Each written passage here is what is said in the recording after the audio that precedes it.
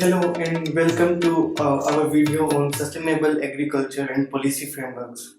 Agriculture is at the core of our society, and sustainable practices are important for the balance of food production and environmental protection.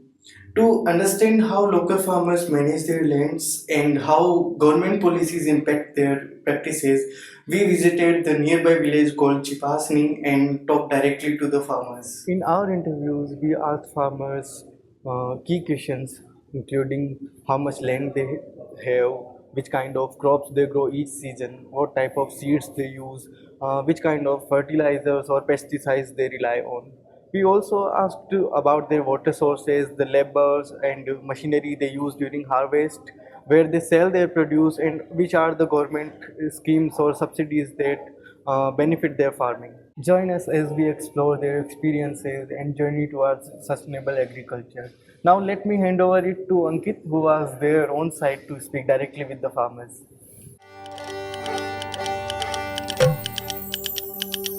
In order to know how sustainable agriculture is done in villages, we are today here in Jipasni and we are going to ask farmers about the practices they use.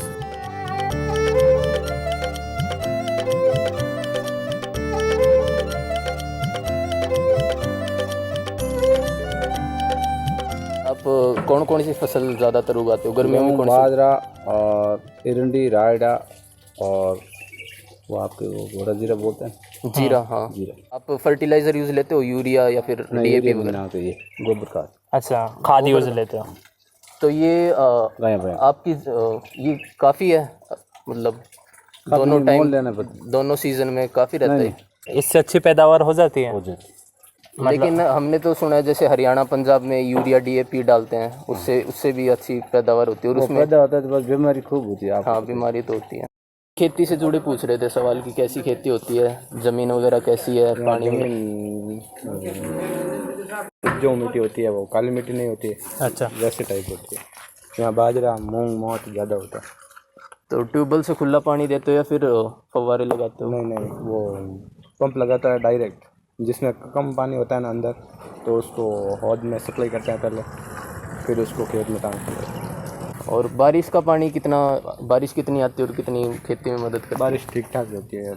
पिछले 5-6 साल से बढ़िया होगी। अच्छा।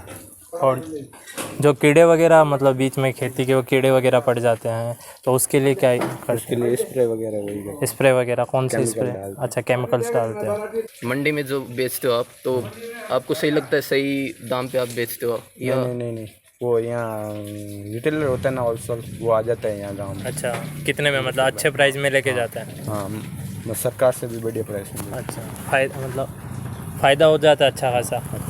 लावनी करते हो कितने लोग लगते हैं वहाँ पे काम के लिए? लावणी लेबर से करवाते हो, खुद करते हो? लेबर। और ये कंबाइन वगैरह से इससे नहीं कटवाते हो? नहीं, थ्रेसर है ना, कंबाइन वही।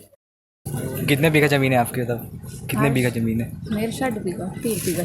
3 बीघा। अच्छा, आप कौन कौन से फसलें उगाती हैं इधर पे? बाजरे, जवार, माँ। सर्दी और गर्मी दोनों में? नहीं, चौमास में होता है, बारिश में। बारिश में? हाँ, बारिश में अच्छी फसल उगती है।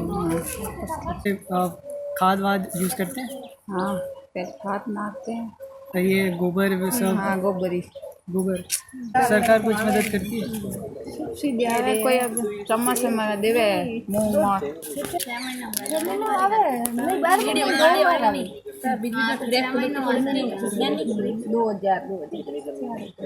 अच्छा, 6 महीने में आते हैं।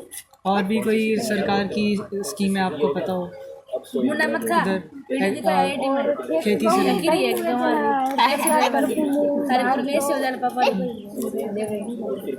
बीज सब देते हैं? मूंग देवे, बाजरी। एक बार आप अपना परिचय दे दीजिए। महेंद्र सिंह नाम है। कितनी ज़मीन है अभी आपके पास? 11 बीघा। 11 बीघा। और 4 एकड़ जमीन। अच्छा, और क्या क्या उगा रखा अभी? अभी तो बाजरी है। तो पानी वानी कहाँ से आता है यहाँ पे? यहाँ पे पानी नहीं है, ट्यूबवेल बोल से दूर है। यहाँ पे सिर्फ एक ही खेती होती है, तमस है। अच्छा, बरसात होती है, बरसात के टाइम ये खेती होती है। और ये खाद वाद क्या देते हैं अपने? ये मींग नहीं खाते। बीगनी। और अपना ऐसा कोई केमिकल वगैरह ये नहीं डालते, फर्टिलाइजर वगैरह? गोबर खाद और मींग नहीं।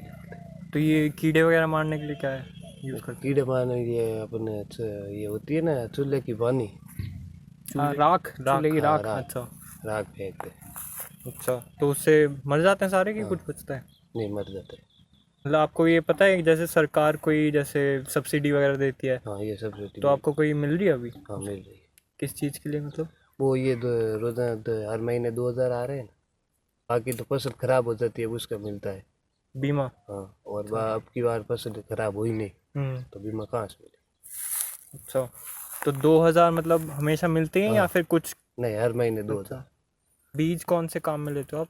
बीज यही घर वाला बीज, मतलब ये जो हाइब्रिड मिलते हैं, हाँ ये यही हाईवे बीज आता है ना, हाइब्रिड यूज़ करते हाँ यही अच्छा। लेते हैं, कभी कभी घर वाला ले लेते हैं। मतलब आपने ये कभी जैसे मशीन यूज़ करने का नहीं सोचा मतलब?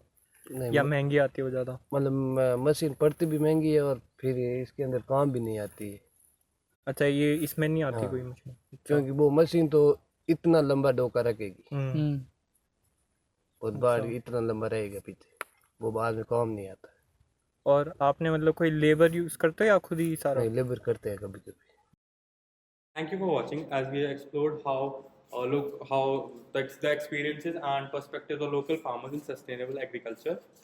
From these interviews, we have seen how these local farmers make use of local resources and techniques such as natural fertilizers, hybrid seeds, and creative pest control solutions such as burnt ash. These methods are not only aligned with sustainable agriculture but are also grounded in practicality, and these methods are tailored to their specific. Although government provides various facilities for the farmers like cash assistance and subsidies in crops, but there are always the challenges regarding the region-specific facilities that are provided to the farmers. Because in certain regions we have farmers facing different problems, such as we have seen recently the farmers facing the equipment issues and the rain regarding issues. So more region-specific policies made by the government for different regions can help to solve these problems. Overall, the insights that we have gathered reveal a strong foundation in sustainable practices, but we have also uncovered a clear need for improving yields and livelihood. Thanks again for joining us into this journey of exploring the realities of sustainable agriculture.